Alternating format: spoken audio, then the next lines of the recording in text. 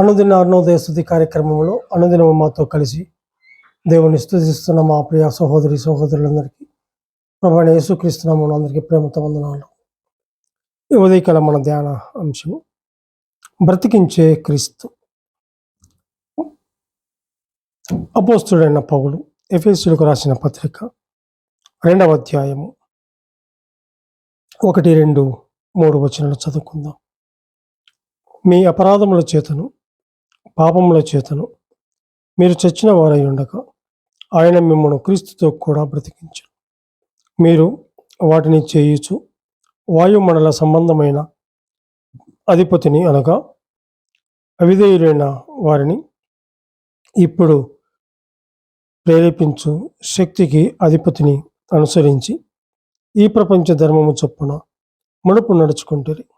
వారితో కలిసి మనమందరమును శరీరం యొక్కయు మనసు యొక్కయు కోరికలను నెరవేర్చుకొనుచు మన శరీరములను అనుసరించి మునుపు ప్రవర్తించుచు కడమ వారి వలె స్వభావ సిద్ధముగా దైవోగ్రతకు పాత్రులమై ఉంటిమి అని చెప్పి చూస్తున్నాం. ఇక్కడ గమనించినట్లయితే అపోస్తలుడైన పౌలు ఎఫెసీయులకు రాసిన పత్రికలో మనము గమనించిన విధానంగా ఇక్కడ చూస్తే మీ అపరాధముల చేతను పాపముల చేతను మీరు చచ్చిన వారై ఉండగా అని చెప్పేసి చూస్తున్నాం. క్రీస్తుతో కూడా బ్రతికించాడు. చనిపోయినటువంటి మనల్ని, చచ్చిపోయినటువంటి జీవితంలో జీవిస్తున్నటువంటి మనల్ని, అపరాధములతో పాపములతో చచ్చిపోయి ఉన్నటువంటి మనల్ని ఆయన ఏం చేశాడు? ఆయన మిమ్మును క్రీస్తుతో కూడా బ్రతికించాడు. అవును, ప్రభువు మనల్ని బ్రతికించినప్పుడు మన స్థితి ఏంటి అంటే, ఒకటి అపరాధముల చేత చచ్చిన వారమై ఉన్నాం, 2:1. తర్వాత రెండవదిగా గమనిస్తే అపవాదిని అనుసరించి నడుచుకున్నాం. మూడవదిగా గమనిస్తే ప్రపంచ ధర్మము చొప్పున నడుచుకున్నాం. నాలుగవదిగా గమనిస్తే లోకము యొక్క కోరికలు నెరవేర్చుకుంటుమి అని చెప్పి చూస్తాం. 5వదిగా గమనిస్తే శరీర అవసరాలను అనుసరించి నడుచుకున్నట్లుగా మనం చూస్తుంటున్నాం. అంతేకాదు అక్కడ గమనించినట్లయితే 6వదిగా ఉగ్రత పాత్రులమై ఉంటిమి అని చెప్పి చూస్తుంటున్నాం. అవును, ఆయన మిమ్మల్ని క్రీస్తుతో కూడా బ్రతికించాడు అని చెప్పి చూస్తున్నాం. అంతేకాదు కానీ 3వ వచనంలో వారితో కలిసి మనమందరమును శరీరము యొక్కయు మనసు యొక్కయు కోరికలను నెరవేర్చుకొనుచు మన శరీరములను అనుసరించి మునుపు ప్రవర్తించు కడమవారి వలె స్వభావ సిద్ధముగా దైవోగ్రతకు పాత్రులమై ఉంటిమి అని చెప్పి చూస్తున్నాం. అవును, ప్రభువు మనల్ని బ్రతికించినప్పుడు మన స్థితి ఇక్కడ కనపడుతుంది. 6 విషయాలు చూస్తుంటున్నాం.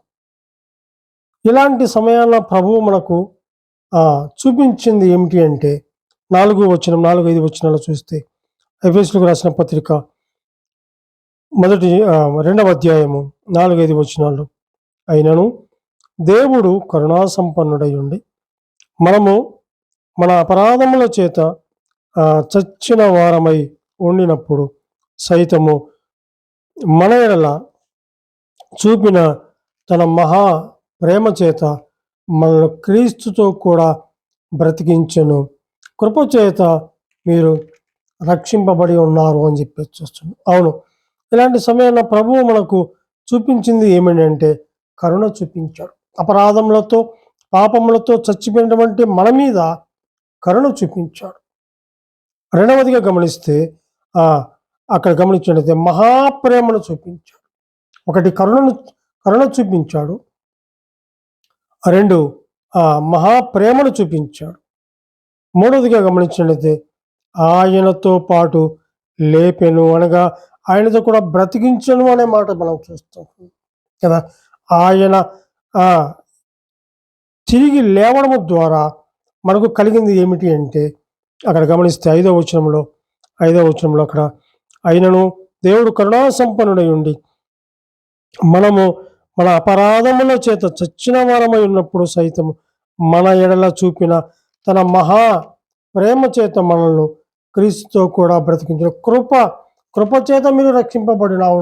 ఆయన కృప ఎంతో గొప్పది. మన ఎడల ఆయన కృప ఎంతో విస్తారమైనటువంటి కృప. మనము నశించిపోయే వారముగా ఉండగా మనల్ని బ్రతికించాడు ఆయన. అంత మాత్రమే కాదు, కానీ ఆయన తిరిగి లేవడం ద్వారా మనకు కలిగింది ఏమిటంటే రక్షణ మార్గము సరళము చేయబడింది. అంతేకాదు, కానీ ఆయనతో పాటు లేపబడ్డాం. పరలోకములో ఆయనతో పాటు కూర్చుండబెట్టే భాగ్యము మనకు అనుగ్రహించాడు.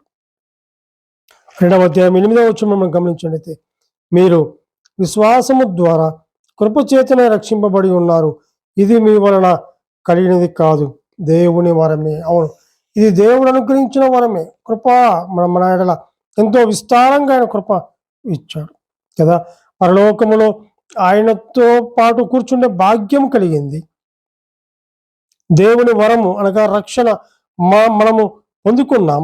అంతేకాదు, కానీ 13వ వచనంలో గమనించినట్లయితే అక్కడ 2వ అధ్యాయం 13వ వచనం, అయినను మునుపు దూరస్తులైన మీరు ఇప్పుడు క్రీస్తు యేసునందు క్రీస్తు రక్తము వలన సమీపస్తులై ఉన్నారు అని చెప్పి చూస్తారు. అవును, ఆయన రక్తము వలన సమీపస్తులమైన, ఒకప్పుడు అపరాధములతో పాపములతో చచ్చిపోయినటువంటి మనల్ని, ఉగ్రతకు పాత్రులమైనటువంటి మనల్ని ఆయన కరుణ చూపించాడు, మహాప్రేమను చూపించాడు.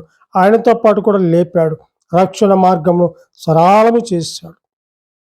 ఆయన రక్తం వలన సమీపస్తులమయ్యాం.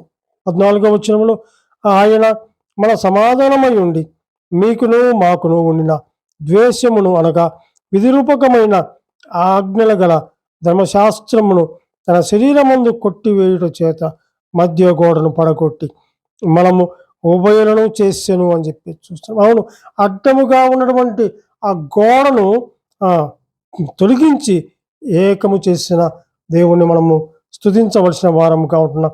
16వ వచనంలో గమనించినట్లయితే, తన శిలువ వలన ఆ ద్వేషమును సహించి దాని ద్వారా వీరిద్దరిని ఏక శరీరముగా చేసి దేవునితో సమాధానపరచవలని ఇలాగూ చేసాను కనుక ఆయనయే మనకు సమాధాన కారకుడై ఉన్నాడు అని చెప్పి చూస్తాం. అవును,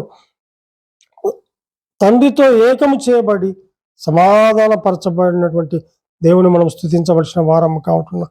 18వ వచనంలో కూడా గమనిస్తే, ఆయన ద్వారానే మనము ఉభయులము ఒక్క ఆత్మయందు తండ్రి సన్నిధికి చేరగలిగి ఉన్నాము అని చెప్పి చూస్తున్నాం. అవును, అపరాధములతో పాపములతో చనిపోయినటువంటి మనల్ని ఆయన కరుణ చూపించాడు, మహాప్రేమ చూపించాడు, ఆయనతో కూడా లేపాడు, రక్షణ మార్గం అనుగ్రహించాడు. అంతేకాదు, కానీ ఆ దేవుని కృపావరము మనకు అనుగ్రహించాడు.